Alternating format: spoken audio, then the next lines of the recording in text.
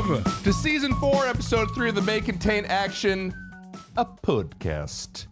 Your new favorite show discussing movies and the roles they play in our lives. I'm joined as always by my co-host and aspiring film bro, Trevor May. I'm trying to watch movies and just be pretentious about them. That's my goal. Yeah, he is. My goodness. I mean, you're a white guy with a podcast. You're halfway there. Whoa! You hear that voice? We do this every episode. Time. Yes. Every time. Oh my goodness. Who's that? Paul, I tell guess us who we'll that jump to is. it, you know what I mean? There's no hiding her. I had the sheet up to hide her. She's just talking. We're also joined by an extremely talented guest. Oh. That does so many things that I think there's only one person on this earth qualified to list off those things and introduce her. And that's her. That's my Instagram bio is what it is that I forgot to pull up before this. Hi, I am Diana Fay. I'm also known as Diana the Rose on all platforms. I've done this a billion times, specifically with Trevor and Paul in the room, so hopefully it's not too weird for them listening. But I am a tabletop gaming content creator, YouTuber, streamer, oh my god, podcaster nowadays on my own podcast, model, panelist, consultant, special guest. Bang. Look at that. My AI goodness. developer. No, don't put AI that on me. Programmer. Crypto bro. Programmer, crypto bro. Finance. Crypto insider. Yeah. Advisor to the White House. Yeah. Not this one. Ex vice to the White House. Anyway, welcome in. Former White House welcome in. correspondent, Diana. Hello. Unbelievable. Diana, thank you so much for being on the show this week. Hi, happy to be here. I love how our pleasure. lawyer had to coordinate all this for us. It's like, hey, my mom said you can come over if your mom says it's okay. Exact same vibes. It's the exact same thing. He's so jealous, too, that he's not doing the particular movie that we're doing today. Oh, I bet. He's very upset about that. Yeah, and he set the whole thing up, which is just so He funny. did. So Noah, thank you, Noah. Appreciate you. And he was the first episode of this season, so He was. He's got a special place in the show. So he's fine. He's doing okay. If we don't acknowledge him, he'll sue all of us collectively. So Yes, that is exactly. I know what we things are doing. about him. He would never. You should text me so I have that information, please. Thank you. I'm gonna share with the class. Thank you I so know much. things. No, I'm just kidding. I don't know anything. So yes, look at Diana, that. what's up? Diana, what's up? Hey, What have you been up nothing to much. lately? What literally lately? just finished watching the D&D movie right before this podcast, so that way I can study. Diana, please, you did not just finish watching it right before the podcast. I'm a fake D&D fan. I've actually never seen it's a D18, right? In my life. I don't own the merch the way you do. I mean, hey. But Come I on. have I legit just finished watching it. I'm stoked. I also love how everyone calls it the D&D movie as opposed to the actual title, Honor Among Thieves. Yeah. Yeah, because Like, it's just the D&D movie. Yeah, right? Also, there's two other movies. D&D Bad. movies? Oh yeah, there's one from 2000, and then there's a 2005 sequel, Is there really and they're What? Oh yeah. Oh, I watched those when they came out. D movies? My brother was Gosh. like, let's do this. And then we're like, why'd we do that? It was like loving the Mortal Kombat movie when it first came out. Like, it's not a good movie, but Man. it's Look still at fun. that. Yeah, 2000, already exists. 2005? there's some actors in it too. They tried. They went for it. It's part of this. It's part of this. They put their whole D&D SE into those I mean, I don't that want to no get... one's ever heard of. Yeah, there was 3, 2000, 2005, 2012. Well, sorry, I didn't want to get ahead of ourselves. I just I didn't know about the realize 12 one. Oh, man. That's Yeah, it was a direct-to-DVD release. Apparently They no one used else to did do either. Yeah, super super popular movie. I think like Good. Jeremy Irons is in one of them or something. Like, Jeremy yeah. Irons. yeah, big time actors. Yeah, we watched D&D. I mean, that's what we did. Dungeons and Dragons, Honor Among Thieves. Nice. By the way, I also thought it was amongst for some reason. I'm like, I don't think that's a word. That'd be cool. Amongst a word? Amongst is 100% a word. I mean, Why former is it White not? House correspondent Diana the Rose would know. That's so true. Welcome to the Amongst. grammatically correct podcast. Why is it not We'll teach you amongst? grammar and make you regret it. She also worked for Reading Rainbow. It's incredible. That's You've had a hell of a life. My goodness. Nice. Diana, Surrounded by how in many- the midst of that's good. how many campaigns are you doing currently? Like in the Currently, midst of? Are you one part is of? Amongst. man. Okay, so long form campaigns, two. One is on stream, so you can find that over on not my Twitch stream, but on Madeline's Twitch stream for those who are interested. That'll be like a month from now. I don't know how long your lag time Okay. on editing is, so this will probably be a month 3 years. in the past by the time this comes out. Yeah, and then Yeah. I've got one that I do as a home game, which involves a lot of Australians, so it's actually at midnight Pacific time every couple of weeks. That's What's a a wild one. home game? What does that mean? So home game is kind of what content creators in the D&D space use to determine, basically denote the fact that whatever they're doing isn't on camera. So it's like if I were playing D&D here, literally at home, it would be home game. Anything that's not recorded, we kind of have to put that line there because there's a whole different set. You play entirely differently when you're on camera versus off camera. makes And sense. I have one shots scattered everywhere, or mini series like what we did. Dang. We did. Damn. And apparently, according to Laugh Taffy, we're pretty good looking. We're I a good did looking see group. that. Yeah, it's Yeah. crazy. I actually printed that clip out frame by frame and put it up on my fridge. It's great. I stare at it every morning. Laffy Taffy thinks I look nice. Wait, what Except for clip's no. this from? You I'm didn't see it? sorry, I'm Oh, it was in confused. the No, I group didn't see chat. this. Yeah, Oh. it's just a clip of Laugh Taffy being like, look at this group of people. And Noah. Look how and Noah. Look how good they look. And Noah. Love it. Love that. Love Audience, that. if No, you it was don't a know lot what of we're fun. talking about, we did. I mean, do you guys want to plug it? It's your network. No, do it. Yeah. Oh, Yeah, God. plug it. Plug Oh, away. no. Ground Okay. pass. Do it. Yeah. Improv. Hi. Hello. Hi. Diana Fay again. Good to see you all. So over a little while ago, Forgotten Paths, Noah Downs' Yes. I guess D&D show had a little holiday episode, which you guys have been on for a couple of years now. Yeah. And I came in for the 2024 season, little 5-series run. So if you guys like D&D and you're watching this because you like D&D, you should go watch that. It's unironically 100% one of the funniest things I've ever been a part of as far as D&D stuff goes. And you Yeah. guys were a huge part of that. So Yeah, we even mixed in some little bit of Shucks. creativity. We came up with some creative stuff. I think We all the did. character. I think we all had some pretty interesting takes on our characters, especially towards the end. so yeah, definitely go check that out. And that is also on the MCA network. So Forgotten Pass everywhere you listen to podcasts. Same place you'll find this pod here. That one's also here. So just go search that after you listen to this one, obviously. Yes. We appreciate that. We were all on the most recent ones. Okay, so we watched Dungeons and Dragons: Honor Among Thieves. Yep. We have a nice little synopsis here, a 3-sentence synopsis that needs to be read Yeah. in a movie theater voice. Who wants to do it? Diana, I would love it if you would do it, but you don't have to. We don't force anybody to do it. oh my gosh. But It this says one's pretty Paul's good. name right after, so I was not prepared. It actually says in a movie theater voice, dash Gotcha. Paul. I want to hear Paul's. Paul, do you I want do to too. You want do to hear me do it? everything? And then I'll Yeah. do the last sentence. You're going to do the last sentence. Very okay, much, so yes. hold on. Let me just make sure I know what the last sentence is. Oh, okay. It's, All it's right, after all right, the second to last period. I'm gonna clear my. I just gotta clear my throat. I know what a sentence is, Mhm. Trevor. I just was trying to find it. Welcome back to the grammatically correct podcast. All right. Okay. There we go.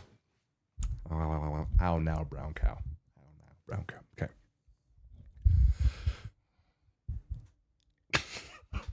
I'm gonna do it. We'll look I'm at gonna you. do it. Just the fact that it starts with "in a world" is crazy to me. Okay. Yeah. All right. Come on. All right. In a world of magic, monsters, and really bad decisions, a charming bard who's definitely got a plan, and his badass barbarian bestie set out to steal back a priceless relic, only to accidentally unleash an ancient evil. Now, with the help of an insecure sorcerer, a shape-shifting druid, and a paladin who's way too perfect, they must outwit a scheming con man, battle deadly creatures, and somehow not die horribly. Get ready for epic quests, questionable heroics, and at least one very angry, very overweight dragon. Because this is Dungeons and Dragons: Honor Among Thieves. Nice! I can't do the voice as well. Nice! Yeah, Use let's that get some masculine music behind that too. Edit that Yeah, in. that Thank was- you. Woo! But then chop me saying that out. Thank you. Yeah. Editor, if you could cover my tracks for me, please. Yeah, exactly.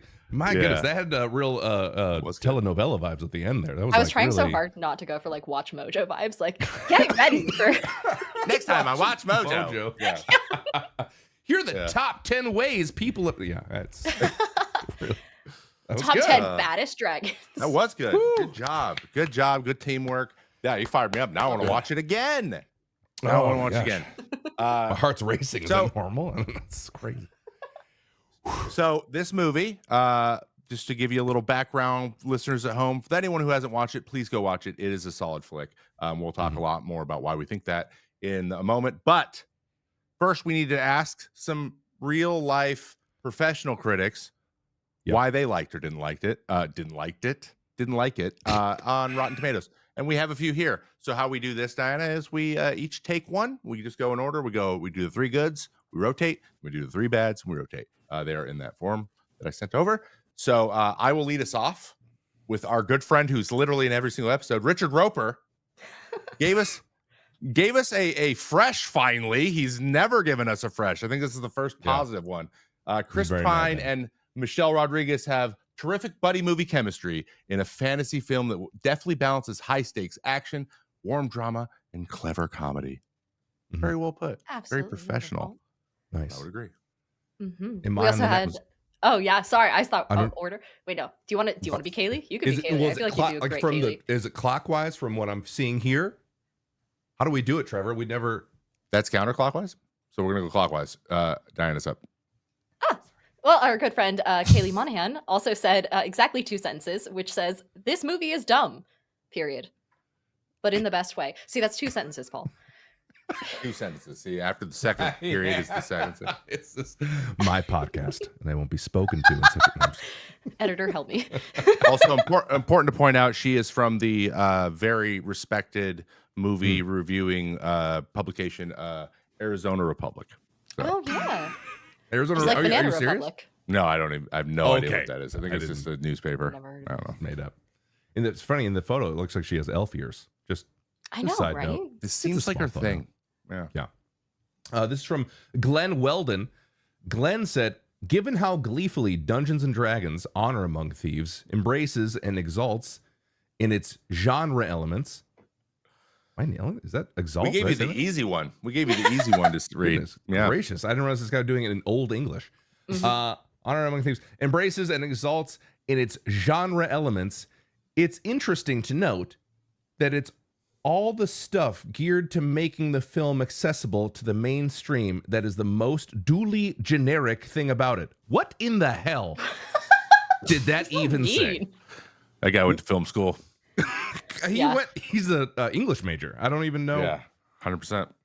It's I think it also important to point out, NPR is the publication. That was the most NPR thing I've ever heard. But I think Dooley? D-U-L-L-Y? Dully? Oh, wait, that isn't. Is that how you spell Dooley? Is it Dully? What am I? I think that is how you spell Dooley. Diana? I just don't think we ever wrote that in our lives because as a former White House don't say that. correspondent, I'm just gonna. Or maybe Dolly. No, I think it is Dolly. It is It's Dolly. Dolly generic. Yeah. It's Dully generic. Yeah. Goodness, Lacks Glenn. brightness or shine, which is Yeah. appropriate for a guy who has no profile picture for this review. Yeah, True. exactly. Hide True. your freaking face. But I believe his point was the thing that made it accessible to more people was the thing that wasn't as good about it. Which, Yeah. okay, Weird. that's how Netflix makes movies, like exclusively now. It needs Exactly. to appeal to every single person, and it tends to make things a little bit less fun. But as always, every movie's got them, even good ones. The bad. We have A.A. Dowd from Kron. I don't know what that is either, but he says, a bit like playing D&D with kids who consume nothing but Marvel movies and seem eager to annoy their DM with nonstop winking asides. Huh. I mean, they did have a very distinctly Marvel scene in it, where that owlbear was full on like Hulk smashing the Red Wizard. That kind of has to be called out. That was a literal pull from that. 100%. Straight up. Yeah. Yes. And yes. I saw actually a YouTube video where they called that out, and they pointed out like 6 movies that have done it since. It was done in a really? Marvel movie. Yeah, it's pretty common. Though in that scene, I will give it one props when the owlbear looks over like excited, like, did I do good? Do I do good? That got me a little bit. I was like, that was a nice little twist. I like that was funny. That was very cute. I liked it. All right, straight on to the next one from the Wall Street Journal.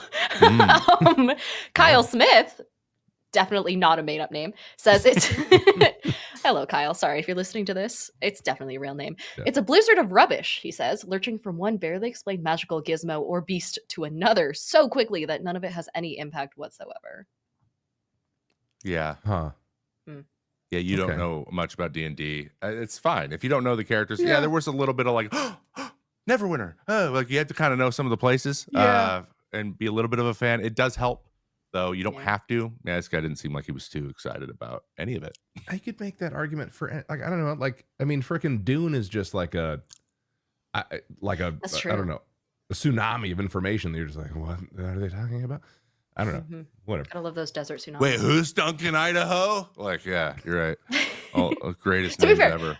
I didn't know shit about Dune going into it. I listened to the name Duncan, Idaho, and I was like, yeah, this is a real guy. And then he it took showed me up. out of it. Yeah. It was the best characteristically, and I was like, what is happening? There's some Or weird even, like, names in that. I mean, Paul Atreides pushes it to. Anyway, that's neither here nor there. Okay. All right. Brian Tellerico. Crushed I think I nailed it. Yep.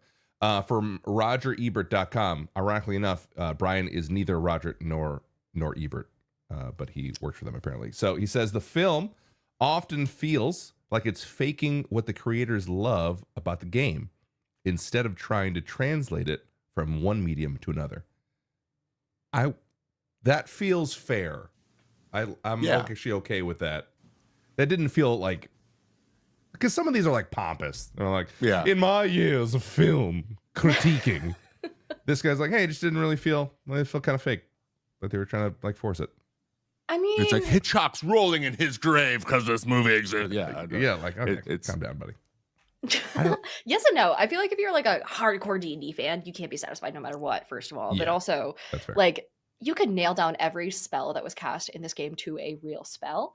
But he's right in that they didn't have real components or anything, you know? Like, if someone had material components required for a spell, then in the movie, they didn't need it. And there's, like, if you really want to, like, drill down into it, yeah, you could pick it apart based off of, like, lore accuracy. But that makes sense. it's a movie, you know? It's a PG-13 movie. Who cares? It's fine. Yeah.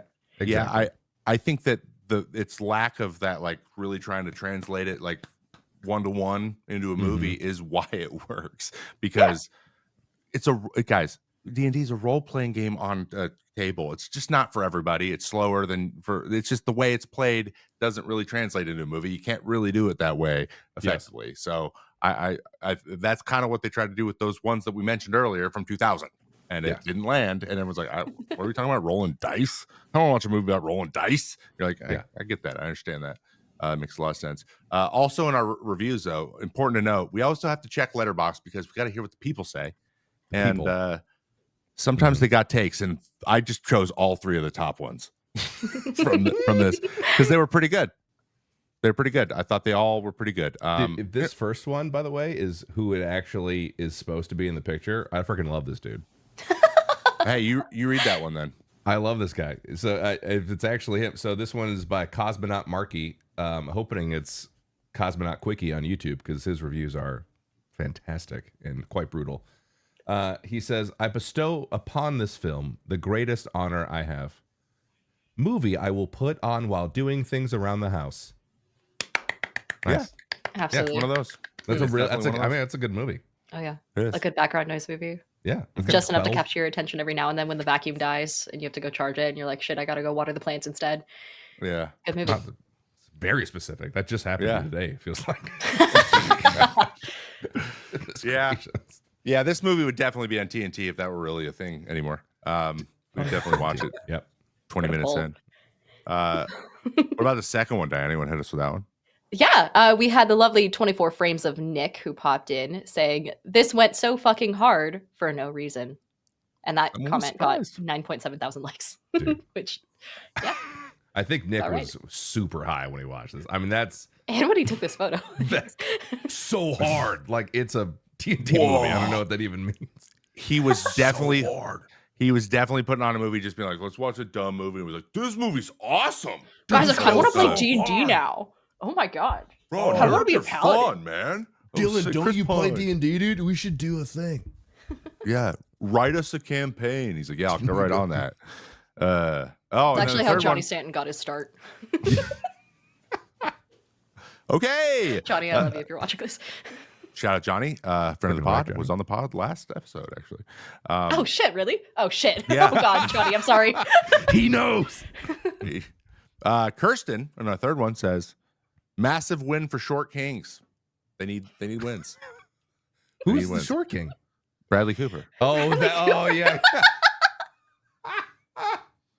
Huge win. Bradley Cooper, the very in tune with his emotions, and that was like the most. That whole interaction was like, man, these people just really have done therapy and have figured it out. Dude, as someone who's watched this. Limitless way too many times, I thought he would break out and just be a total asshole. He was the great. whole guy. Limitless is such a specific Bradley Cooper movie to have watched many times. That is, It is. I like someone who's watched Point Break dozens of times. Like, you watch Point Break? Don't like why? It's such a specific movie to have watched. Patrick Swayze. What are you talking about right now? I don't know, man. It's just I would watch Patrick Swayze just run or walk around, say nothing for 5 or 6 times. Why not? Sways. Why not? We also want to hear your reviews, guys. So if anyone has a really good one, you got something witty to say, or you see something about one of the movies we're talking about, you want to send it to us later because we will reread them later. maycontainactionpod@gmail.com. Yes. Professional email.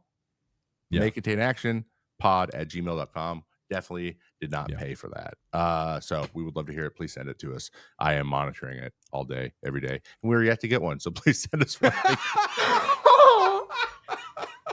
I mean, it's new. It's new. We're bringing it back. Yeah, it's new. Open up a Gmail tab and send you guys some. Just the email says, "Hey, how's it going?" It's just the movie poster for the 2001. Hey, we got an email movie. from Diana. Oh, nice. Oh, that's weird. It's just her flipping off the camera. That's great. All right, let's give a quick background on this movie. Some industry stats: $208 million it made in box office with a budget of $150, which that tracks. I mean, a little bit. I mean, the budget anyway. There was a lot going on there. $50 more million in Emperor's New Groove. Look at them. Got some nominations. Oh yeah, a couple noms, as it said in the biz. Evidently, they call them noms, which is weird to me. Saturn Award for Best Fantasy Film, Critics' Choice Super Award for Best Actor, and the Visual Effects Society Awards for Outstanding VFX. All of which I think are very much deserved. It was directed by and written by Jonathan Goldstein and John Francis Daly. They also did Spider-Man: Homecoming.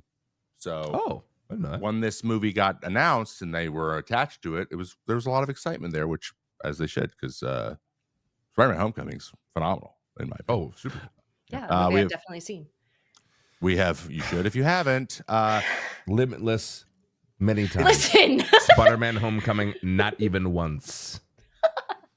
It could be worse. You've seen Lord of the Rings, right?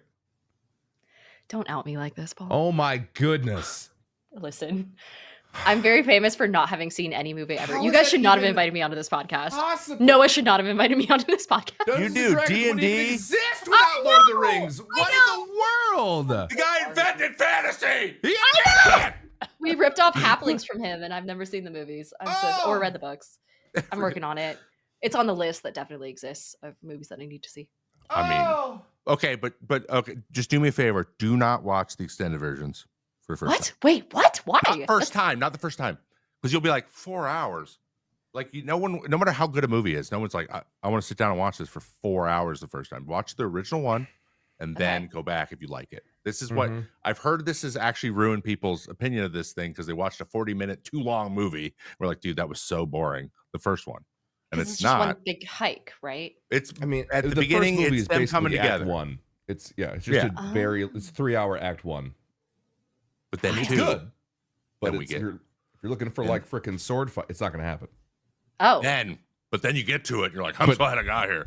right. Yeah, it's like the marshmallow test, but for fantasy nerds. Noted. Yes. And a lot of people don't go past the first one. I saw another video recently where a person who is a cinephile did not like it and was trying to defend himself, and he watched the 4-hour and 10-minute extended version the first time. And they're like, "What are you doing?" And he's like, "Oh, I thought that's how you're supposed to do it." So now he's all excited to try it again.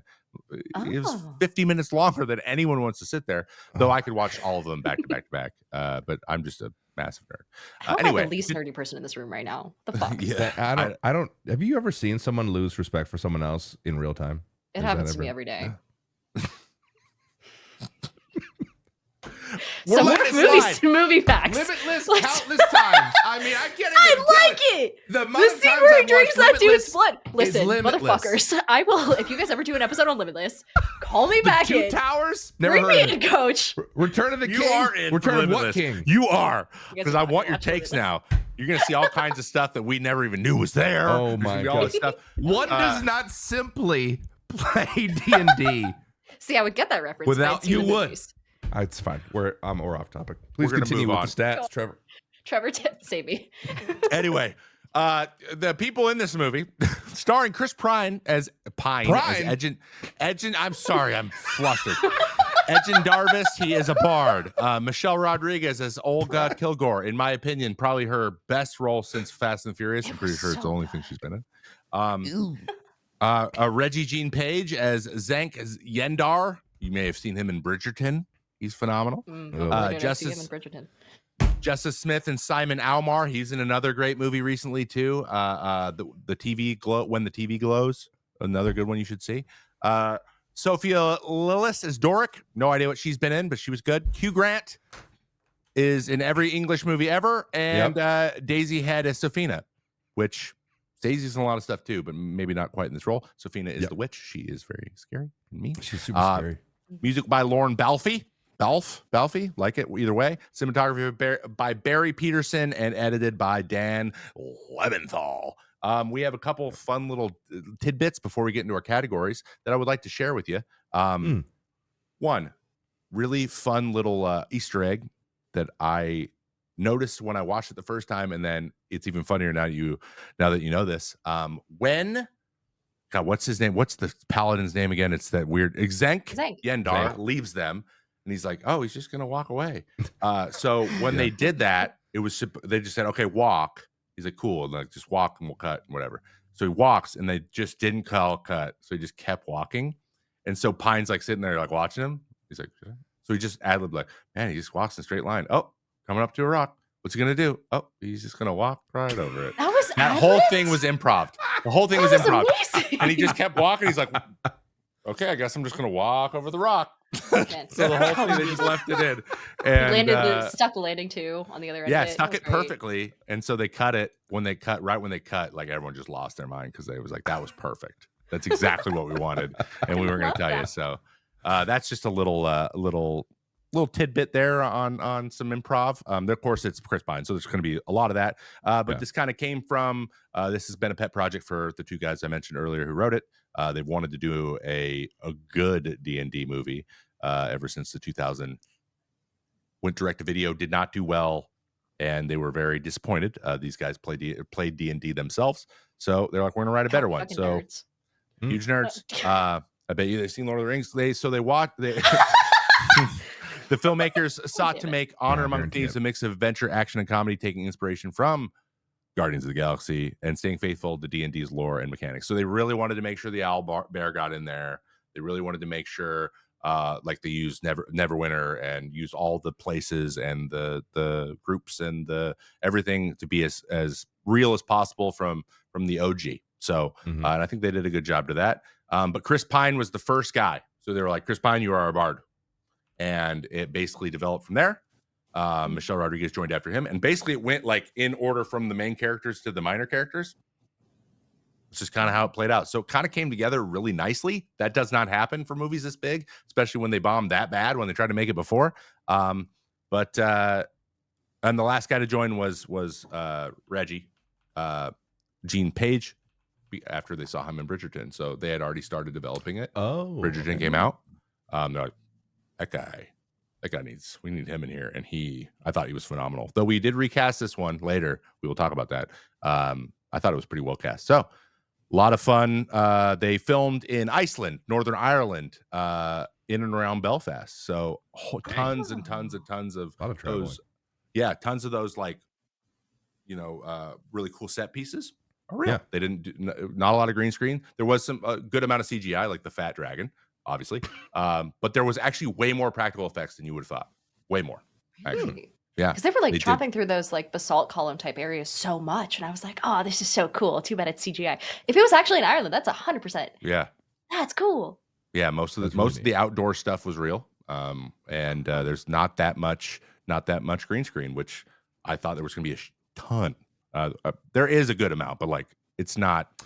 A lot of the costumes and stuff are. Yeah, it didn't. A lot of the costumes are real costumes. People were like, they didn't do humanoid characters. All of them were in real costumes for the most part, which a lot of places don't do. And you can tell when CGI is someone's CGI and someone's not, and they're together. It's usually pretty jarring. So, pretty good. But it took a while for them to get this movie picked up. It took a while, as in, what is this?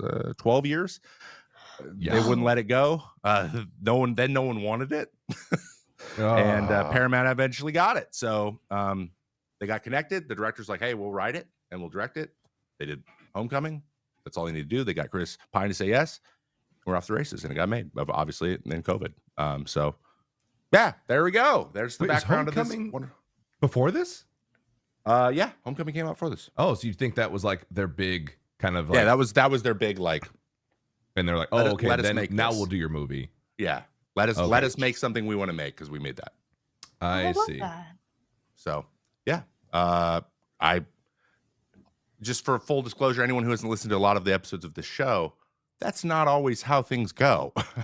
Sometimes it's gets a little dicey there for a while, and you don't get your main person, but they got Pine, and I almost feel like they could have named it Chris Pine, Dungeons and Dragons story. Yeah, literally. Yes. Because it really his movie really carried us. It was either that or Bradley Cooper, a Dungeons and Dragons movie. Oh, that Bradley Cooper, he's in it. He is. He's little. Oh boy, is he! Which I'm still a little bit jarred. That was a little jarring. I was like, "Is that Bradley?" Well, it was a little bit jarring. A little bit. It's a tiny bit. Bit jarring. Just a short little. Okay. I'll stop. Getting into the categories. Diana, why this movie? I know it's pretty obvious, but yeah. Other than the fact that I was typecast as like doing, they were like, who do we know who really likes D&D? And then I guess I came to mind. So I'm flattered. But yeah, I was asked to be on because I'm a D&D creator primarily. I'm a big D&D nerd. You wouldn't know it by looking at me. For those listening to the audio version of this podcast, first of all, come on. Oh. There's got to be. Is there a video version? There is. There's. We never do it. Okay. No, of course, yes. No, there's. Oh, good. You guys should watch the video version. Video versions are always so much more fun. Subtle plug there for you guys. You're welcome. I'll charge you later. But I got asked to be on because, like I mentioned before, we had recently done a little D&D show together, and it seemed like a good fit. It made a lot of sense, and you can speak to a lot of the mechanics in the movie too, which I'm excited to get your take on a few of them. Before we do that, though, we got to guess these ratings because I want to know what the people thought. This is a really interesting movie. The differences between Rotten Tomatoes, IMDb, and Letterboxd. Oh boy. And I don't know how familiar you are with Letterboxd, Diana, but it is out of 5. So Rotten Tomatoes is the normal one, 1 to 100. IMDb is 1 to 10, and Letterboxd 1 to 5. They do this probably to be unique, but it is really annoying. So I usually have to explain that. So we'll let you go first, Diana. What do you think the Rotten Tomatoes score is for this movie? As an optimist, and as someone who doesn't usually know how the people on Rotten Tomatoes score things and had to look up how John Wick, my favorite movie ever, was scored on Rotten Tomatoes to use as like a sort of a centering point, I went 81%. Okay, solid. Paul? Okay, that's the right answer. Thank God. We'll do each one. We'll get both your takes. Okay. Paul, what do you got from Rotten Tomatoes? Well, I think if we're going Price is Right, I'm going to go 80. Ah. Yeah, so suck it. Well, that was dumb. That was dumb because it was a 91 from critics and 92, 92 from people. So that's 91 and a half. This is a fresh ass movie. That is really good. Those are really good ratings. People loved it and critics loved it. But it's a little different. IMDb. Just throwing that out there. Okay. So IMDb. Exactly the same. Diana, what do you think IMDb was? This one, I went with 6.9. Because, again, widely unfamiliar with IMDb ratings, and specifically because I wanted you guys to say nice after I said that number. Well, Paul, go on. Hook, line, and a sinker. So, let's see. IMDb, I'm going to go 4.2, like 0, I think. Oh, harsh. Yeah, 4.2. Like, well, wasn't that bad. Jesus. It was a 7.2. Man. 7.2. But judging by the number 91, 92, usually that translates into like a 7, 9, 8 on IMDb. Yeah. and usually they line up pretty well. IMDb and Rotten Tomatoes usually are pretty. And then Letterboxd sometimes could just be a shit show because people get on there and just bomb it or boost it just because it's funny and they saw it on TikTok. I'm a little disappointed though, because I feel like you guys didn't really get, like Diana did the 6.9. Mm-hmm. I did the 4.20. It just kind of sorry. Editor, cover our tracks. That was great. It's gonna be a long podcast. Nice. That was great. Anyway, Letterboxd. What do you think, Diana? I'd never even heard of Letterboxd before this. I just went with 2.8, full on throwing a dart into a dartboard there. Solid. I've never heard that expression. All right, Letterboxd. I'm gonna give it like a. Okay, get the Rotten Tomatoes super good. I'm gonna say 3.5. It's 3.5 exactly. Congratulations. Oh, amazing! Yourself back in. Which is also Bradley Cooper's height in this movie. Yeah. 3.5 feet tall. Well done. Nice. Very nice. Good job, Nailed guys. it. Very nice. Thank you. Letterboxd is like the movie social media. It's like Goodreads is for books. It's very similar.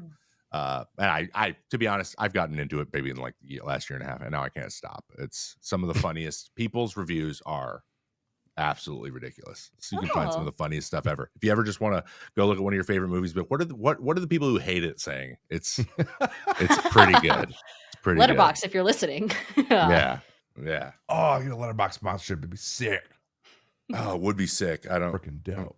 I don't know what we do. But okay, go rate movies. Yeah, I don't know. Yeah, Go and interact with our product. All right, Vivian Ward rating. How do we feel about the intro? How did the intro do for if you watch it and be like, okay, I know what's going on. Mm-hmm. They're setting the tone. The tone has been set. How are we feeling about this? Score of 1 to 10. Paul, you lead us off this time. Yeah.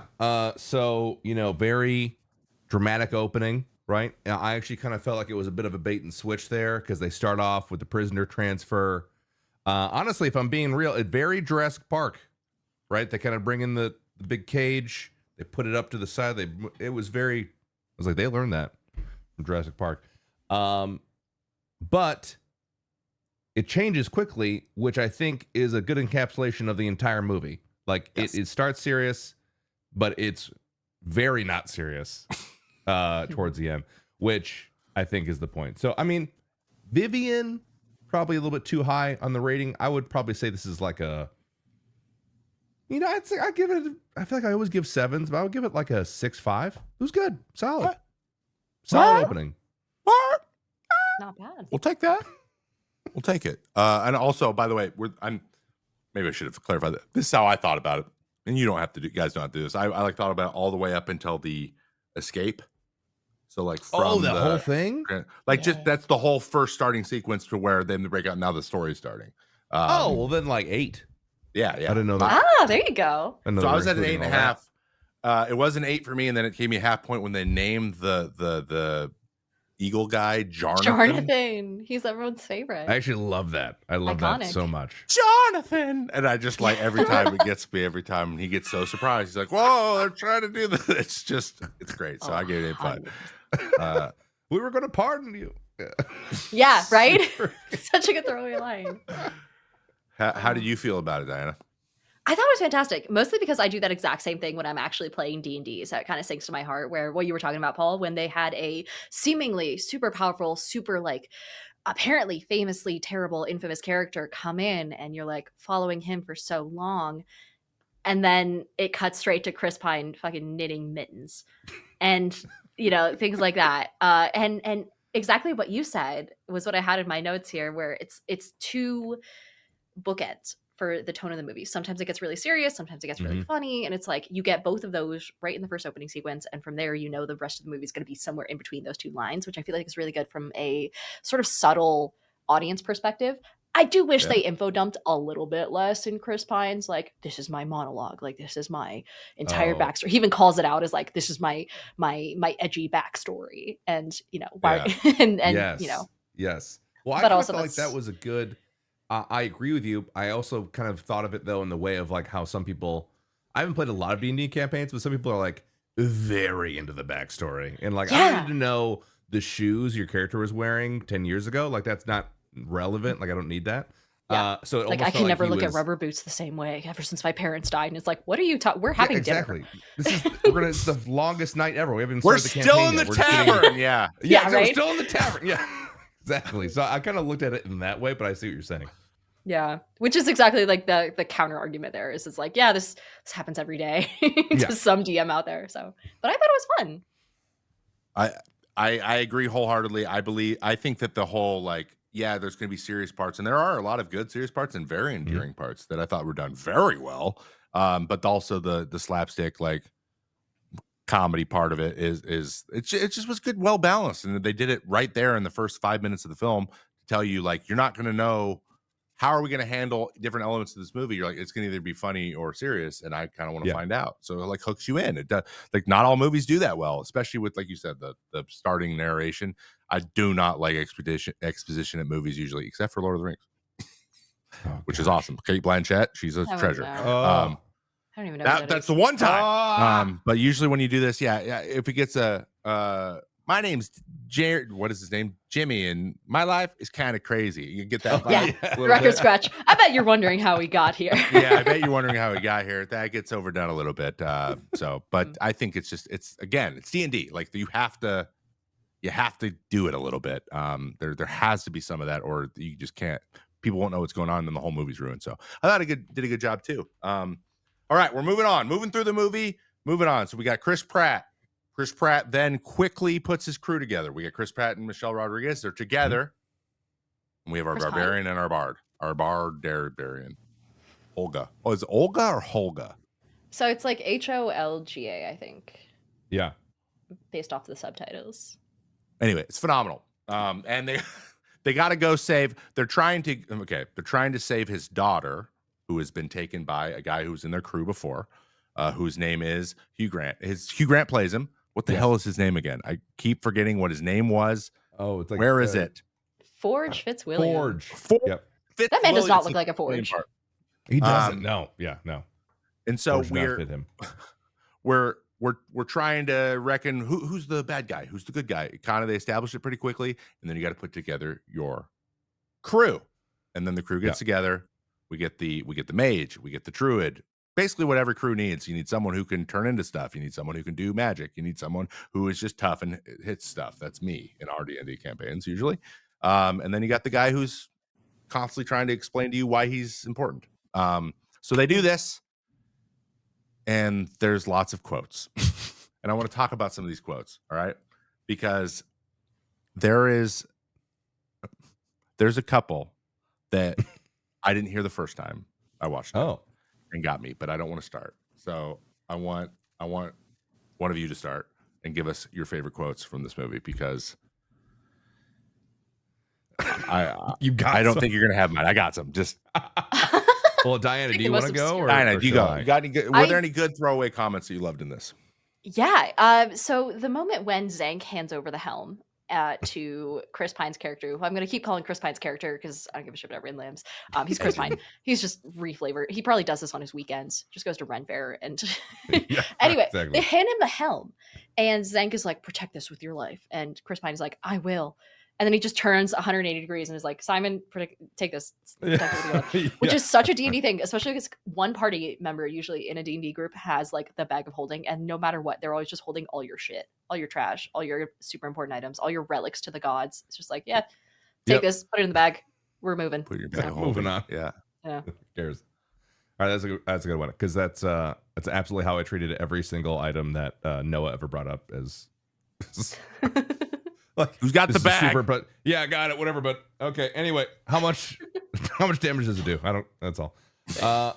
My favorite quote of the entire thing. I mean, there were moments that were really funny, and I feel like I'm excited to hear what you have to say, Trevor, because so many things were said so quickly, especially by Chris Pine's character, that I don't know that I caught all of them, even with subtitles, because I'm an old and I do subtitles now. But anyway, my favorite quote of the entire thing is when Simon is doing his like magician thievery thing in the theater, and that guy yells, "He's nicking all bits and bobs." Yeah, that was such a good I laughed out loud. That was so good. That man was practicing that line in a mirror for like Oh, months leading up to this movie. Bits and bobs. It's the only thing I had to say. It's the only thing. And I thought There's of a- you, Trevor, because you started Bits and me bobs. saying bits and bobs. Yeah, it's Bob's. Say There's that no to better phrase for random stuff. Yeah, Yeah, bits and bobs. random stuff. And by the way, this whole movie is like people with one line, like hitting it, Yeah, just hitting it. Yeah, just hitting it. So those are all what I have. That's all what I have. I have the one where they're all at the tavern and they're trying to come up with a plan, Mhm. and they get up to leave, and nobody pays.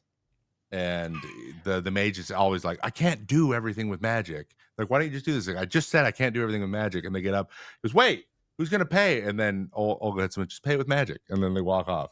Yeah, that was a runner-up for my favorite quote too. That was very good. She just tapped him.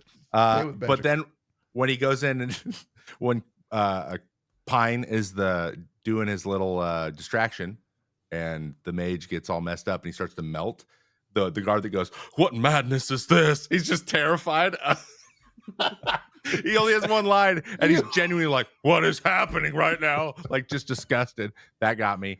The And things then- you noticed in this movie. I rewinded it and watched it. Well delivered. When they're walking behind the paladin, and he's like, they're whispering, he keeps hearing this, and he's like, I hate you. And he's like, I heard that too. That was good. Yeah. Yeah. But then the one that I loved was right at the end. So they make their escape, and then they realize, they're trying to leave, and the witch is doing the thing with the horn, but she's in a group. She's like in the main like foyer. Yes, of I know. so what you're everyone's gonna around say. her. Yeah. And she's like, oh, and the guy's like, what's she on about? And the other guy's like, who knows? I'll take 20 on, and just like Oh, ignores yeah. her. And she's about to What's kill she on everybody. about? Yeah. What is she on about? Who knows? Mhm. I'll take 20 on whatever, and whoever he's baiting on. So I thought that was great too. And then of course like it flashes back to when she does the thing, and those two guys are the first ones that die. I don't know if you noticed, Oh, yeah. but Which they did not Oh, address, by the way. They just immediately. still had a bunch of like super rich people. Like their entire infrastructure's worth of like the 1% were turned into zombies, and there was just no consequence to that. yeah, Yeah. I think socialism ruled at that point. I think that's what Oh. happened. I think it just Yeah. took hold. I think that's what the Neverwinter. subtext of this movie was. Yeah, I think the subtext was "Eat the Rich." I think that's what. Eat the rich. Yeah, Yeah. That's probably They always lose. Phenomenal quotes. There's a ton too. Like Chris Pine, everything he says. Like you could do all the quotes when he's in the graveyard, which is one of my favorite dude. scenes. The grave. Yes. Which actually kind of leads us in. All right. Yeah. And I'm just going to start with that. That whole scene is great. Mm-hmm. But when they're reliving the battle, and they keep getting like the guy who slipped getting out of the tub and just killed himself before the battle even fought. Or the Yeah. first guy they accidentally asked 5 questions really fast, and then he just goes back to being dead. So I thought that whole part, I'm like, this is just genius. This whole thing is It was so yes. good. It was very much like a "Who's on first type of comedy, and I was here for it. It was great. Like, why did you just ask that as a question? I don't know. Why did it was perfect. Yes. Oh yeah, Yes. No. Yes, I'm gonna do that. Yeah. DM with a vendetta. exactly. And then they don't ask the 5th question to the last guy. Yeah, That's the only after 4 credit questions. scene. He's still sitting damn there. it. But there was an after credit scene. Oh, I missed it. there Yeah. is. Oh, dude. Speaking Dang of it. copying Marvel. Oh, that's Yeah, there's a oh lot yeah, of they copying definitely Marvel. copied Marvel then. Hmm. For Considering the guys who wrote it. post-credit. Wrote a Marvel movie. That I makes mean, I know sense. what works. What else do you guys have? Because I have a ton of these too. Paul, Favorite who do you guys- moments, favorite scenes, things that they did Oh, well that you sure. really enjoyed. I really enjoyed. Obviously, the graveyard scene was fantastic. I thought that was, I mean, like comedy gold and completely unnecessary at the same time. I also really enjoyed the whole Underdark area. I thought that was pretty well done. I don't really know too much about how the Underdark looks. I just know from Baldur's Gate 3. Oh, is There's that? so much there. Oh, There's is so there? They flashed tell to us an about it. entire fucking city, and then Yeah. they were like, "All right, that's cool. Anyway, let's go check out this fat dragon," and then just completely bypassed it. Oh, Do you think in that city, Diana, do you think if they actually went there into the city that they would find a copy of Lord of the Rings, you think would be there? yeah, they Or- would find a copy of the Lord of the Rings, and Yeah. then it's think like the they've watched extended it? editions 2 feet away, but no one's touched them. But no one's touched them. That makes perfect Yeah. sense. So I like the Underdark scene. It felt a little CGI, but it just felt creative. Like even the way that they solved problems was very much like, can I do that? I feel like I could ask, the DM, like, can I do that? Is this something that I can do? And it was like, very, you can roll that? for it, like, Yeah. Sure. Yeah, like what if I duck under the water while the dragon breathes fire and I, like, you know what I mean? Like it felt kind of ingenuitive. Oh yeah. So that part felt the most like a D&D campaign, which I thought was really, really cool. Yeah. Oh, 100%. That's a guiding principle for most DMs. It's like, shit, that was so cool. I wouldn't have even thought of that. Like, yeah, sure. We'll try it once. Yeah, exactly. And Noah gets so annoyed. It feels whenever we do because the holiday one is very, not to just like shit all over Noah this entire podcast, but like very structured. And so we're like, can I do that? He's like, I mean, it's going to kind of ruin the surprise, but like, sure. Okay, that's fine. Audience, please go watch this holiday movie. Every time he paused, he'd be like, ugh. Yeah. Yeah. You can. Yeah, just sure. Why not? I mean, it's a nightmare being a DM. Yes. What about you? Those are Man, I mean, there were a couple like small moments. This movie took into, when it comes to their shot framing, and this is like small stuff that you learn by watching enough CinemaSins videos. The thing like when Chris Pine enters the cabin after his wife had been murdered, spoiler, by the Red Wizards, and the camera shot is initially upside down, and then it flips around as he enters the cabin. It's like one of those small things that's symbolic of his life turning upside down in that moment and his entire life course changing. That's like the cinemaphile level type thing. The other one that I really liked, and this is such an underrated scene, is when Safina is talking to her right hand man. They're like coming off of the docks or whatever, and she's like, hey, by the way, before you leave, like the soldiers that are following us right now, like they let the prisoners escape, so why don't you take care of them? And the guy, like, instantly, he's like, yep, absolutely. He turns on Green Flame Blade, one of the spells in D&D, goes off, and, like, the scene doesn't change. It still stays focused on her. Like, he's blurry in the background, but he immediately just, like, cuts down 5 men at once using this badass spell and these badass flourishes. And you see, it's like your focus is on him, even though he's blurry in the background. And by the time you look back at Safina, she's back in her red garb again because she had changed into her red wizard vibe. Yes, that was cool. It's so good. I eat that shit up. I don't know. Very underrated. Very, very good. In that same kind of vibe, right? The thing that I think, like something that translated extremely well from the game D&D into the was the final fight when they're fighting Safina, and they're all doing, like, they're quickly attacking her with all the different things they do. Like everybody is doing their, like, this is what an encounter in D&D looks like. Everyone's just like doing everything they have. Yes. And it's prolonged and it's drawn out so far that you've used everything in your kit, really. That those are the best fights when you have to use everything, figure out how to use everything. And they do it quick. It's quickly. So there's not like rolling in turns, obviously, but like, you see everyone like using everything, trying everything they have all at once on the one big baddie, which is exactly how a fight would go, which I thought was awesome. Also the hands. Like them just and there were 2 different hand spells too. You can tell which ones they are. 2 different hand spells, and then it also just kind of turned into like an arm wrestling match, like rock paper, thumb war, rock paper scissors, and to the point where they by also another thing that's interesting about that, you summon an elemental or something. You're usually trying to attack the person, but like they were just, all they wanted to do was fight their elementals against each other. Like they weren't even trying to hit each other. They were just trying to hit the hands, which was like a who's more skilled situation, which is a caster dick measuring contest. Exactly, so which is awesome. And of course, it's part of his arc, which was awesome as well. So I was like, really well done. Also very D&D. And also, this is what happens. This is like how a fight is, with all these different things happening and the real spells that they do. So without saying them, they didn't have to tell us that's what they do. People who've played are like, this is what I'm imagining in my head.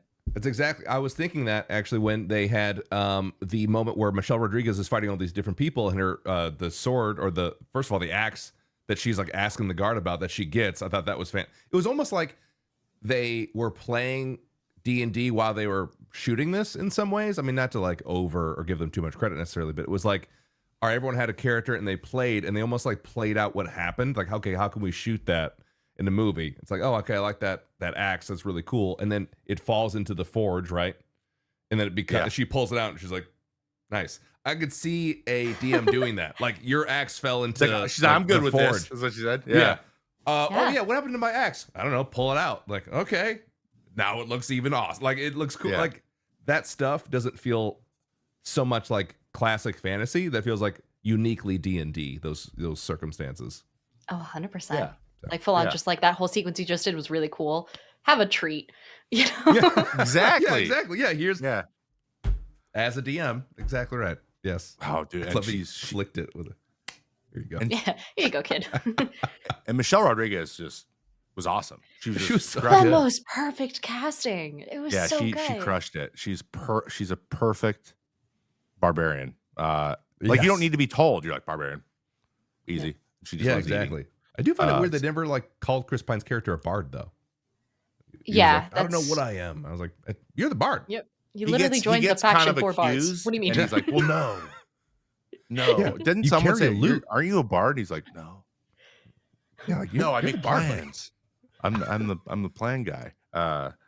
Which just say you're the bard. I get it. No one. That's a little bit of the running joke too. Like, who wants to be the bard, right? That doesn't get to do all the True. stuff. I mean, you can make cool Yeah. bards, but like, it's not as they're not just out of the box badass. You got to kind of make them badass. So, Yeah. I think there was a little bit of like that going on. Like, yeah, I get it. I'm not the most badass character, but look at her.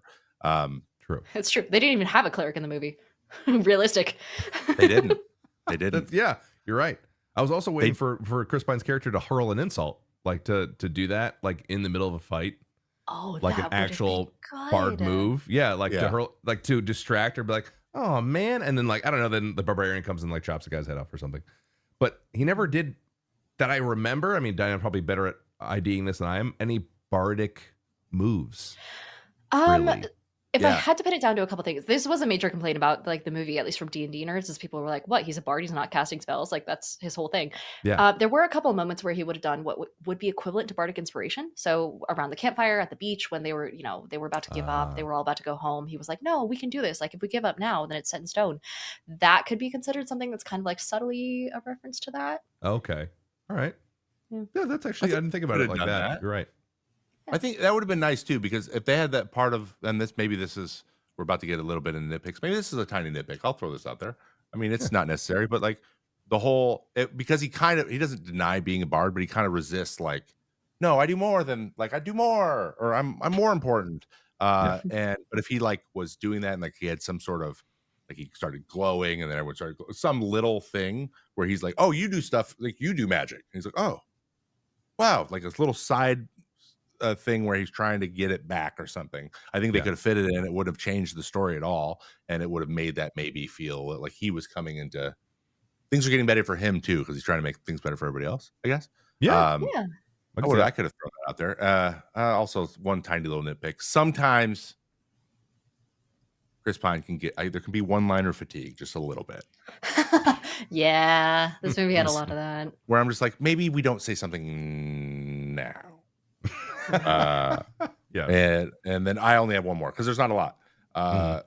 When we mentioned the whole axe fighting scene, and Olga is beating everyone's ass, and he's trying to like cut his bindings on the stairs. That's not gonna work. And then he gets a sword and he's doing it, and then he got up and eventually hit him with the loot. I wish he just would have never gotten like she hit him with a loot or something, and then he finally gets it done. He just gets up and just starts talking shit in his face, like, "Ha!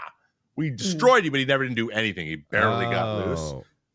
He hit someone with the loot. I wish he would have just been like still cutting. He's like, God, we're so freaking good at this. Like even when he's doing nothing. I wish that would have been a little bit. I think would have landed a little bit better. But again, it's Very bardic tweak. Yeah, Exactly. yeah, a little bit. I'm useless. I'm Chris Pine because they tried to make him seem that way. He was trying. I feel like he was trying the whole time to make everyone know how important he was. A little bit like that was his prove himself to prove himself a little bit. But I don't. I mean, the druid even explicitly called it out where she was like, "What do you actually do here?" And he was like, "Well, I come up with the plans and then backup plans when those plans fail." And she's like, "But you make plans that fail? What do you mean?" So there's a little bit backwards right there. I liked her character as well. She was probably, I mean, we didn't get into like actual favorite characters, but she was actually probably one of my favorite ones. I thought she was great. Maybe because give us your top three, Paul. Who are your top three favorite characters? I mean, her, Zank, and Simon. My three favorite characters. Simon. Okay. I don't know. I just kind of felt for Simon. They gave him a good arc. I liked his arc. Yeah. I also Yeah. he had yes, that is probably what I liked about him the most. I think he had the most satisfying arc. And then also I'd loved the scene in the Underdark where he trips the mechanism. I was like, Yeah. When he's explaining the super complicated moving on the. By the way, super D&D also. Like, don't skip Oh, on that. yeah. Skip on that one. Oh, I loved it. I loved that scene. So yeah, I think he's probably one of my favorites. I Yeah. know the bridge started right here. Sorry. I didn't know the bridge started. That's also a D&D So thing. I feel like It I know that is. started here. Like, where's the bridge start? Yeah, exactly. It's very realistic. Yes, but I Like, you're entering a trap. You're actually already standing on it and you tripped it. You're like, what? And you're falling right now. Okay. I didn't really have a whole lot of nitpicks personally, other than I made one-liner fatigue. Probably something that was kind of like a little bit there. I think the main motivation for the whole father-daughter thing felt a little forced. I didn't really believe their chemistry or relationship that much, so that was probably like a little nitpick. And it like an offshoot of that is I don't still fully understand why she hates her dad. Yeah, it was kind of like a miscommunication trope, but then they clarified it, and she just didn't believe it. And then She's she's still just mad at him. Yeah. Yeah, it was a little bit.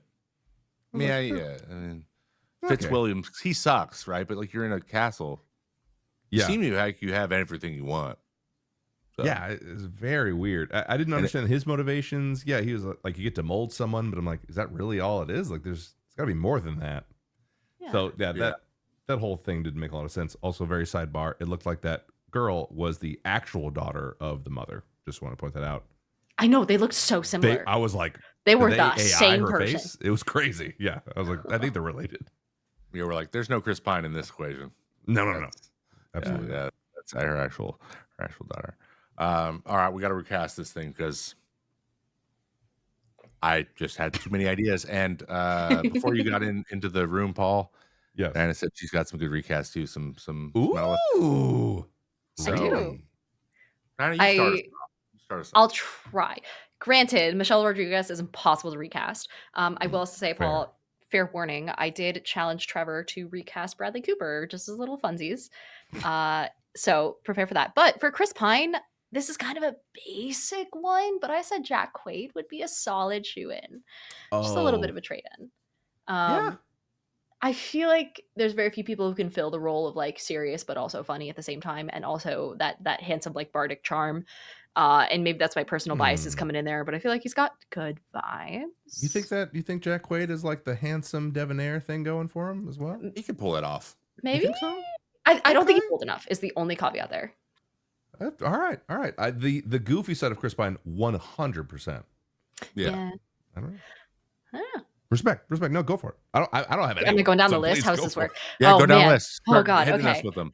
Michelle Rodriguez, very hard to replace. The only person I could reasonably think of was Ruby Rose, and that's only because she's a boxer. And I feel like it would be mildly okay. And also, I feel like we need more representations of female barbarians that aren't just like hulking and like or like maybe some of the like Amazonian might be more of a cool twist every once in a while. Oh, there you go. For Zank, I gender bent this one a little bit. I love it. So did I. Really? Oh yeah, Yes. I went with Michelle Yeoh. Oh, Because she'd be great. she'd be fucking stellar at it. We're just like straight face the whole time, Yeah, like and super just like kind of a little bit like shut up. yeah, Like no. like I know more than you. I've been in like 3 I know times as more many than action you. movies with you. Yeah, exactly. Yeah. For Simon, this is a bullshit one. I went with Jesse Eisenberg. No, classic. It's very classic. Yes. For Doric, I gender bent this one as well, and it might just be because they have the same facial expressions, but I went with Elliot Page. I feel like would be a stellar. I also would love to see more male druids in media, so I think that's kind of a vibe. Are there not many male druids? Is that? I very rarely see it in D&D and also in media representations of like typical tree hugger type like characters. You know? Oh, But that's fair. I get that. I feel like that would be kind of cool. Either that or Zendaya, but two very different characters there. Just sprinkle that in there. Wasn't it? Whatever. Yeah, I don't know. Like a C-list pick. Listen, Challengers gave her enough wins for like 3 years. We're good. Yeah. She can take a second. Forge. I had to call in a friend for this one. Tony Dalton. I felt like would have been a good Tony Dalton. Remind Tony me. Dalton. Googling. What is he known for? Yeah, so he was the lovely person who played what's his face in Better Call Saul. Yes. He was like Lalo Salamanca, Oh. the main antagonist for the first couple of bits. Super charismatic. It's very hard to hit those charismatic like manipulator, but also just like you want to believe him because he seems like a chill guy type vibes. Yeah. Yeah. And then for Sophie and I also gender bent this one. I said Mads Mikkelsen because it's very easy to say Mads Mikkelsen for a character like that. Mads would crush that. Yes. Yeah, right? Do I name my son after? Wait, is it And really? then Yeah, Wait, really? that's where I got Mads. That's where I got the name Mads. Oh, that's where you got it? Oh, I didn't know Yeah. that. That's cool. Oh, I thought you Yeah. were joking. I thought you were just No, a big I Mads love Mikkelsen Mads fan. Mikkelsen. Love him. Wow. It's awesome. Yeah. Huh. He plays evil really well. I know, right? It's like, oh. And then for Marleman, Bradley Cooper's character, I thought it would just be funny to have Taika Waititi in there instead. And that's my Tiny list. Taika Waititi was Right? really Yeah. good. I would love to see him earnest too. I would like to see him play someone earnest, not just like wisecracking or being annoying on purpose. I'd love to see that. That's a That's really a good pick. one. That is a really good pick. You know who mine was for that?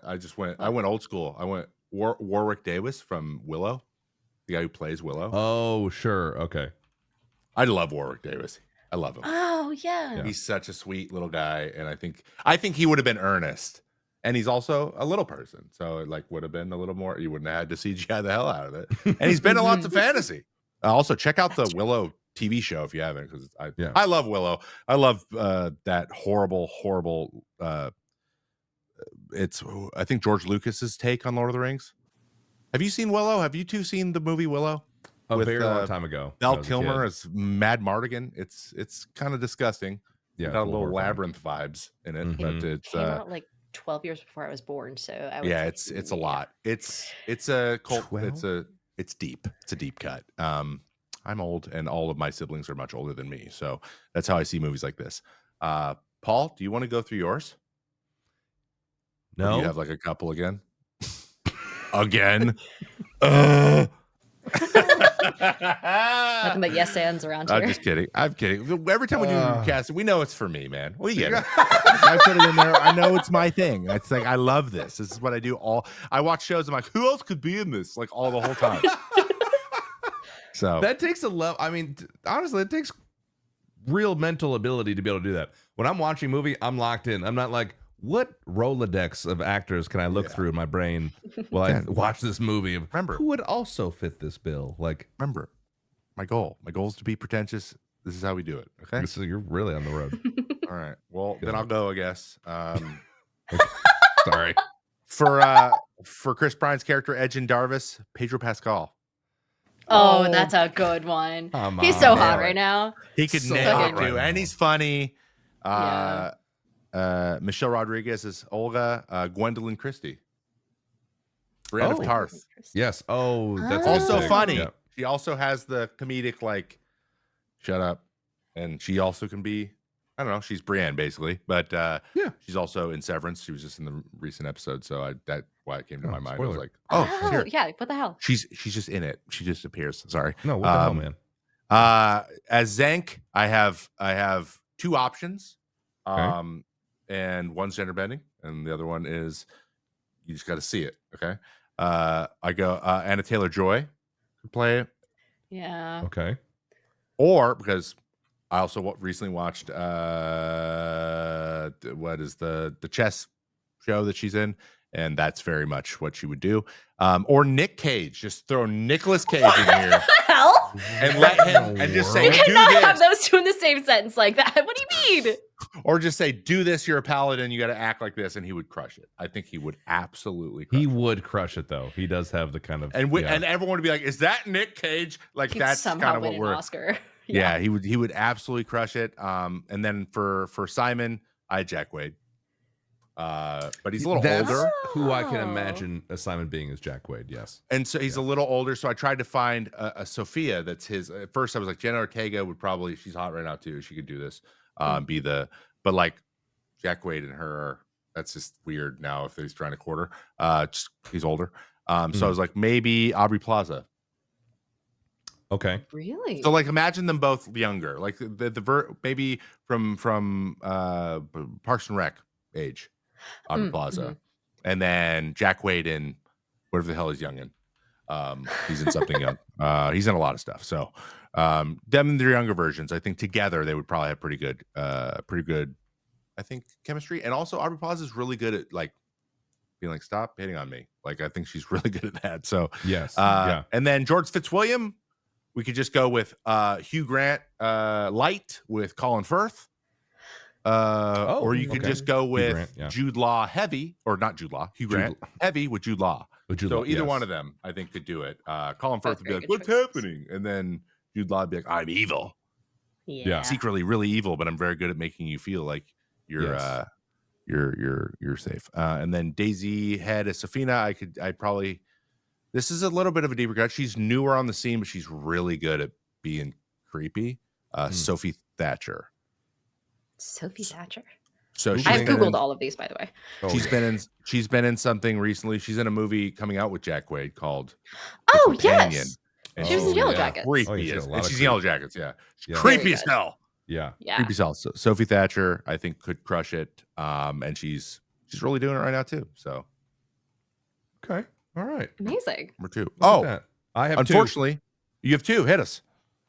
2. Okay. All right. I immediately lost the second one, but I have the first one. Simon. Will Poulter. That's good. Come on. That's a good Simon. Come on. Yeah. Excellent. Like it's a pretty good Simon. Just saying. And who were we just talking about before you said the Sophie character? Who's the last character? But he's got to be skinny. He can't be big buff Will Poulter. No, can't be the bear Will Poulter. He's gotta it's too hot. It's really too hot. It's so hot right now. I think an obvious choice that feels. I mean, I think I'm a little upset that you didn't even think about it, Trevor. For Forge, Idris Elba. Yeah, actually, I did think about it. Well, you didn't say it, so it doesn't count. You didn't think about it, and it hurts because I love Idris. Yeah. By the way, I almost threw out Common for Zank, just because Common only has one thing. He's like, yes, that's actually. It'd be hilarious to be like follow Common, me, yes. because he's just the same in everything. Oh. Yes. Did you Isn't Google that Common? Shiloh? Did Diana just Google Common just now? Yes. Yeah. I had to get through 3 entries for common sense, common. He's Yeah, got like the same beard, never changes the beard, never changes anything. It's just a bald dude, beard, leather jacket, same thing. It'd be that in this. We're like, why is Common in this?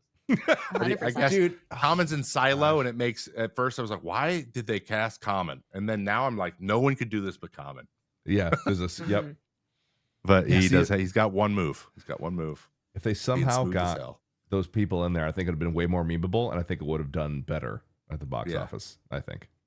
I don't know how this movie didn't do better. Like it didn't do bad. I think in old school terms, it made 50 million. But like it feels like today's movies need to at least double. Yeah, you have to put into it, or you won't pick it up. So it didn't get picked up, right? Didn't get picked up for a sequel. We actually kind of blew past this. I'm sorry, it was not bold. Usually it's bold. There's not a sequel, but if there were one, does anyone have any ideas what it would be about? Because I got a good one. Oh. If you got a good one, go for it. So this is the second one if it existed. Our heroes come together to protect an ancient artifact for a king of one of the other kingdoms in D&D. So they're like a crew now, right? We get all the people, we do one-off things. So they're protecting it. Then they get framed for stealing it. Surprise. But when they're running away, they all touch it. And what happens, they touch it, they all kind of get sucked into a warp and they wake up and they're in the real world. Not together. Isekai Dungeons and Dragons. So it's the opposite. It's basically the opposite of Jumanji. First Jumanji out of the game, and then they all realize they're like, "Oh shit, that was just a game we were all playing, but we don't remember anything but being in the game." So then they're trying to figure out how to get, like, how the hell, where do we go? How do we get back, or do we get back? What the hell happened? So then they're just kind of, do I know what the rest of the movies is? No, you got to watch it to find out. They just like in the middle of New York traffic, and they're like, "This fucking sucks. I can't have magic, and I have to pay taxes. Oh my Bring me god, what is home." that movie? Yep. What is that movie? That happens. Oh my god, what's her name from? No, what's her name from? Wedding Crashers. Jeremy. She's the main character. She comes back. She's like a. She's the main character. Oh my god, what is this movie called? Is that a movie or a show? It's called. Tangled Is it or called Enchanted? Enchanted? Is it called Oh, Enchanted? yes. Yes. Yeah. So basically, it's Enchanted. It's Cinderella. It's like Cinderella, but in real life. I think that'd be cool. I think that'd be Yeah. cool. I think my only spin on that, Trevor, might be that like they walk into their real life counterparts in the real world because Yeah. they're the characters of those people, and so Yeah. the people are like, "Why is my character walking around?" You So know, now that'd be- everyone's got to act every scene twice. Oh yes, yes, they'll team up. everyone- There's two of all of them. That'd be Two of all of so them. hard. That'd be immensely hard. Yes. And then they can break the fourth wall and be like, "This is so hard. This is so confusing." So that'd be really good. There's a lot of jokes there. I like that. We should be I directors. like that. We should. Yeah. You guys want to write it? It only takes, I don't know, 120 pages or so. You've already written it, Trevor. Yeah, there you go. Surprise. It takes like 2 pages. Exactly. ChatGPT. No, I'm just kidding. Oh god. I would never. I would never. Do you guys even have any idea? If not, it's fine. We can just take it to that. No, that was literally by. And on idea that, of all just right, we'll just- dovetailing on the end Oh, of it's you. perfect. That was you me just said. throwing it out there. We're getting long anyways. All right, Yes. guys. Final rating. Yep. Danny, start us off. What do you give it out of 10? Out of 10, a solid 7.6. Mm-hmm. I feel like 7 That's- is a little too basic. Can't imagine choosing 7 Always. for every rating ever. So, you know. Yeah. Okay. I love that. 7.6. I'm going to give mine 7.7. Wow. If we're Not still doing because- Price is Right rules, I I'm an think- independent individual. Oh all my right. God. I chose that before you said 7.6. Mm. I didn't. But yeah, I think it's really because I think 7 is rewatchable. I would watch this again. Like if someone wanted to watch it again. And I agree with Cosmonaut Quickie. It's a great thing to have on while you're folding laundry. I would have this on. I think it's fun. I think it's a great time. And I would just want to hear those one-liners in that whole graveyard scene over again. So Yeah, I good. kind of want to go watch it right now. I'm not going to, but I kind of want to. I give it an 8.2. I really liked it. Whoa! I really did. Oh. It Damn. might have been the timing. Maybe I just needed to laugh about something. Not, maybe I was just like, oh, everything sucks. Give me something funny, and then it was delightful. Also, I might just be a dad and like, oh, you're gonna like this one when you get a little older, bud. So, yeah, I really enjoyed it, and I'm a big nerd, and I've really leaned into that lately, and so 8.2. Leave me alone, world. Not gonna yuck you around, buddy. That's great. So yeah, I liked it a lot. Dungeons and Dragons, Honor Amongst Thieves, Among Thieves. Among Mhm. Thieves. And that is the movie, and we loved it. Overall, I think what we would say as a group, right? Go watch Yes. it, guys. If you haven't watched it, go watch it. Absolutely. It is free on Prime right now. It is. So go watch it. It is free to watch, and we don't know how long it'll be there for. So check it out. Go check it out. Amazon, if you're watching this, sponsor us. Sponsor We'll them. get you. They're not. I'm not here. They're not. They're not. Who is Amazon anymore? You know, who is Amazon? You know. This isn't a political podcast, Trevor. Don't get me It's started. not. All right. Let's not do it. Should I take us All right. out? You want me to do it or you want to do it, Trev? You take us out. You're my the captain of this ship. Goodness. I gotta do everything for this pod. I'm kidding, Trevor. Really. Except for recast. Yes, Yeah, I was gonna say you didn't even do the recast. Show your mouth, Daddy. You haven't seen the You were the Lord of last one Rings. here. Name me one Hobbit. Fuck off, Paul. Oh yes. Name me one Hobbit. Yeah, that It's just- one. Whatever. Who was the main one? There was a guy. no. Oh, There was a guy. Thank you so much, everyone, for listening to episode 3 of the May Contain Action podcast, season 4, Dungeons and Dragons, featuring a lovely guest, Diana of the Rose. hi. We will see you all next week, or the week after, rather, because we do this bi-weekly now. Nice. For our next episode, which is, Trevor? It is. I have no idea. It is. We were Limitless. told Just saying. it's gonna be awesome. Whatever it is, it's gonna We be should- sweet. We should totally cut it here and then edit in you on a completely different microphone level saying what it is. Just whispering it. So I was like, and join us next week for... I know who it is. I know who it is and what it is. We are watching Gladiator, the OG, with Ray Apollo, our guest. That's Ray Apollo right. join us for Gladiator. So Hot we're going to dog. be doing that. And also, we will include all of Diana's socials in the show notes below as well. So, you know, instead of her just listening them to you, you can just click on them. It's so much easier. Please Go don't down make there. me list them. There's so fucking many. There's so many things. There's more of those than the job she listed at the beginning. So that puts it. My goodness. Also, like and subscribe, and 5-star and comment and things. It's really helpful. Thank you. Exactly. All right, guys. We'll see you next week. Thank you so much. And again, thank you, Diana.